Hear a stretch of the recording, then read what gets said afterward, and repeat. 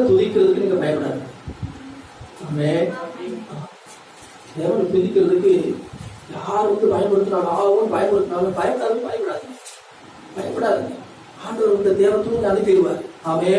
நீங்க கர்த்தரை துதிக்கிறது மாத்திரம் உறுதியா இருந்தீங்கன்னா உங்களுக்காக உங்கள் பட்சத்துல இருந்து கர்த்தர் சொல்லி கிரியை செய்வா.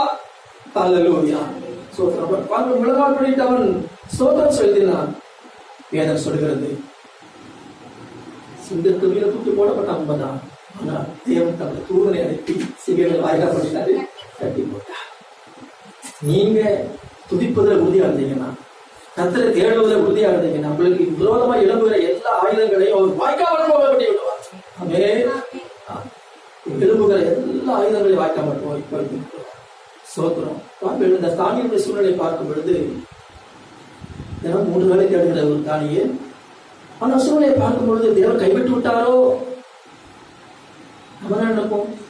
தேவன் சிங்கக்கம்பியில போடாம காப்பாத்திருக்கலாம்ல. நம்ம எல்லாருக்கும் அப்படிதான் கேள்வி. சிங்கக்கம்பியில போடாம காப்பாத்திருக்கணும், ஏன் போட்டுதான் காப்பாத்தணுமா? போடாம காப்பாத்திருக்க ஆயிரத்தி 8 கேள்வி கேட்போம். ஒரு கைப்படப்பட்டது போல ஒரு சூழ்நிலை உருவானது. ஆனால் ஒன்றை புரிந்து கொண்டு தேவன் அவரை கைவிடவில்லை. ஹல்லேலூயா.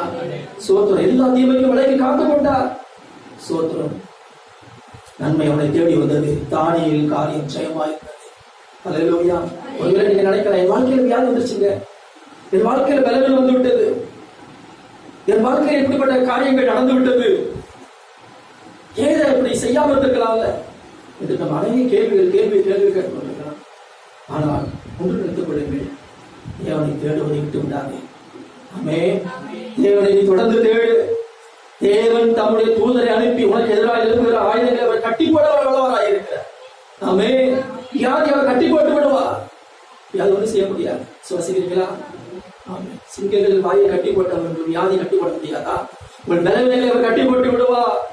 நீ அவர்கள் மேலே ஜெயம் பெறுவது நிச்சயம். உன் பலவீனத்தின் மேலே, உன் வியாதியின் மேலே நீ ஜெயம் பெறுவது, நீ விடுதலை பெறுவது, சுகம் பெறுவது நிச்சயம். கைவிடப்பட்டது போல இருக்கலாம். பயப்படாதீங்க, கைவிட.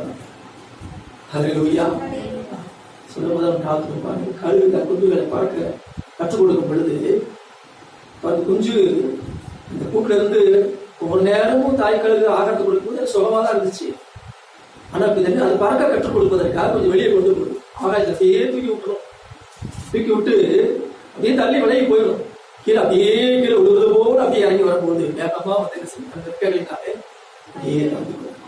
கைவிடப்பட்டது போல ஒரு சூழ்நிலை. தாய்க்கழுகே கொஞ்சம்